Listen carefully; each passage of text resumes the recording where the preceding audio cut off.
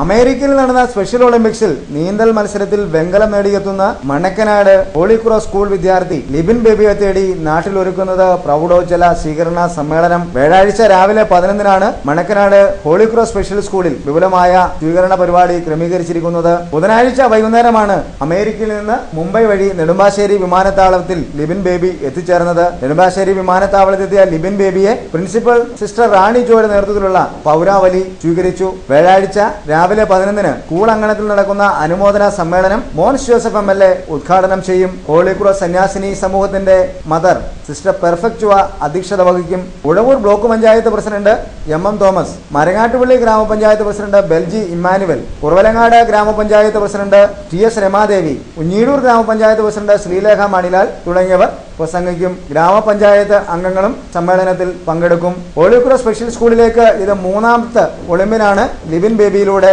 ലഭ്യമാകുന്നത്.